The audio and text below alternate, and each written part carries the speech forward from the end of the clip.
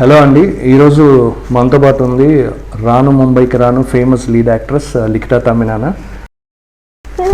Hi Likhita. Hello daddy. Hello daddy. లిఖితని interview చేద్దాం అనుకున్నప్పుడు ఫస్ట్ థింగ్ నాకు గుర్తొచ్చింది లిఖిత ఎప్పటికీ చిన్నపిల్లే అని చెప్పేసి. ఎందుకంటే 2 years బ్యాక్ మేము చేసినప్పుడు 13-14, సో అప్పుడు ఎంత క్యూట్గా ఎంత చిన్నపిల్ల అంటే నాకు ఫస్ట్ షార్ట్ ఫిల్మ్ అదే గుర్తొస్తుంది. బట్ నాకు హ్యాపీయెస్ట్ థింగ్ ఏంటంటే నీ రాను ముంబైకి రాను బిగ్ సక్సెస్ అయినప్పుడు నువ్వు ఎంత చెప్పుకున్నావో నాకు తెలియదు, కానీ నేనైతే చెప్పుకున్నా అది ఇంకో ఆ పిల్ల తనతోనే నేను షార్ట్ ఫిల్మ్ చేశాను అని చెప్పేసి. వ్యూవర్స్కి తెలియదు కాబట్టి వాళ్ళ కోసం లిఖితతో మేము రీసెంట్గా ఒక షార్ట్ ఫిల్మ్ చేసామండి. నేను డైరెక్ట్ చేసిన షార్ట్ ఫిల్మ్. సో దానికి సంబంధించి కొన్ని క్వశ్చన్స్ అడుగుదాం. అలానే మీరందరూ కూడా కొన్ని క్వశ్చన్స్ ఎంతో క్యూరియస్గా ఉంటారు. సో మీ తరపున కొన్ని క్వశ్చన్స్ నేను అడుగుతాను లిఖితని. So let's start.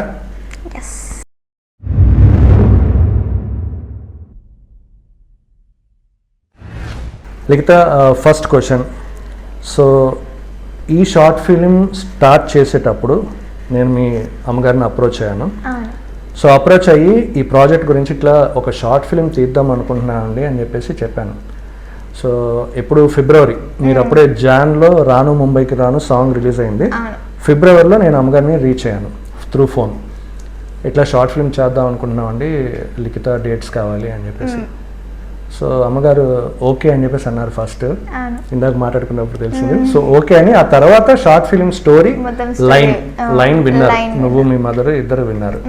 సో నీకు ఆ ఫస్ట్ నేను మీ మదర్కి కాల్ చేసినప్పుడు అప్పుడు నీ ఫస్ట్ ఇంప్రెషన్ ఏంటి అంటే నువ్వు మాట్లాడుతున్నప్పుడు? అంటే ఎలానో మీరే కాబట్టి తెలిసింది కాబట్టి డైరెక్టర్ అంటే నాకు కొంచెం క్యూరియాసిటీ పెరిగింది అనమాట.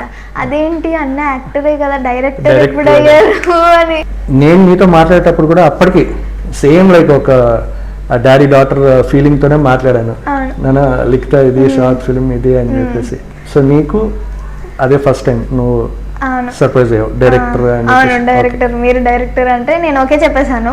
దాని తర్వాత స్టోరీ విన్నాక నాకు నార్మల్గా మూవీస్ అన్నా ఈ వెబ్ సిరీస్ షార్ట్ ఫిల్మ్స్ అన్నా నాకు థ్రిల్లర్ జోన్ అంటే చాలా ఇష్టం. థ్రిల్లర్ హారర్ కొంచెం క్యూరియాసిటీ ఎక్కువ అనమాట. సో అందుకు ఒప్పేసుకున్నాను ఇంకా విన్నగానే లైన్. సో ఇంకొక దీని కంటిన్యూషన్ ఇంకొక క్వశ్చన్. నేను first cut trailer cut teaser cut అమ్మకు పంపించాను, రా ఫుటేజ్. అది నువ్వు చూసిన తర్వాత నేను అమ్మని మదర్ని 2 సార్లు 3 సార్లు అడిగాను, అంటే లిఖితకి ఎలా ఉంది, బాగానే ఉందా, కట్ బాగానే వచ్చింది, ట్రైలర్ కట్ అది నేనే కట్ చేశాను.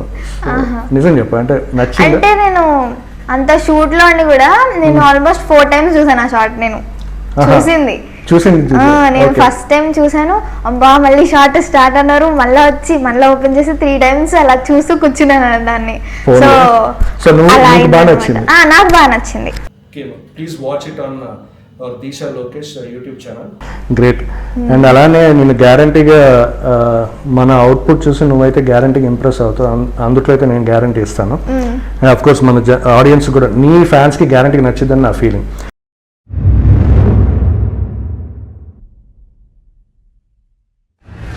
ఇది మోస్ట్ ఆఫ్ ద నీ ఫ్యాన్స్ కావచ్చు, బయట వాళ్ళు కావచ్చు, చాలామంది క్యూరియస్గా అంటే వినాలనుకుంటున్నారు.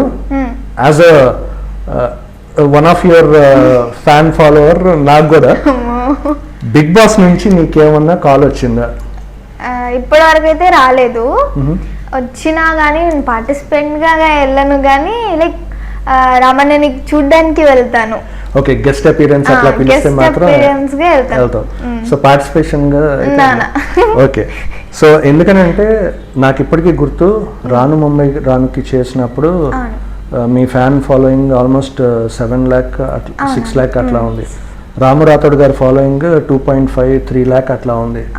సో రాము రాథోడ్ గారికి వచ్చింది, మీకు రాలేదు కాల్ అంటే నేను సర్ప్రైజ్ అయ్యాను.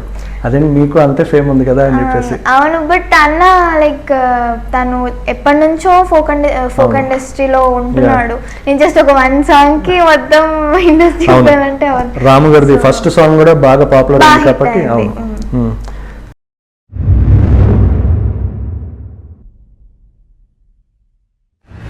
సో నీ ఫేవరెట్ కలర్స్ నీ ఫేవరెట్ కలర్? నా ఫేవరెట్ కలర్ స్కై బ్లూ. చిన్నప్పటి నుంచి నాకు స్కై Sky blue. బ్లూ అంటే ఇష్టం అన్నమాట. Sky blue. ఆ పెట్టిన లైట్ కూడా స్కై బ్లూ పెట్టాను కొద్దిగా. ఓకే. సో స్కై బ్లూ అంటే ఇష్టం. దాని తర్వాత ఎక్కువ ఇష్టం అంటే black. Okay, everything black.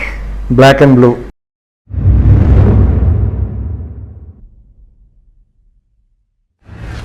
Next pets. Dogs అంటే ఇష్టం. లైక్ చూసుకుంటాను, మంచిగా చూసుకుంటాను, కానీ ఇంట్లో అలో లేదు. సో ఇప్పటి వరకు ఇంట్లో అయితే పెట్స్ నాట్ అలౌడ్ అనమాట.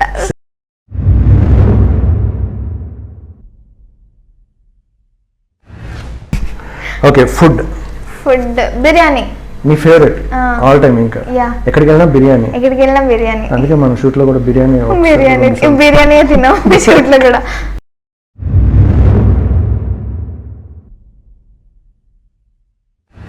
ప్లేసెస్ టు విజిట్, నీకు బాగా నచ్చిన ప్లేసెస్? నాకు ప్లేసెస్ అంటూ ఏం లేవు, ఇంట్లోనే ఎప్పుడు ఇంట్లోనే ఉంటాను.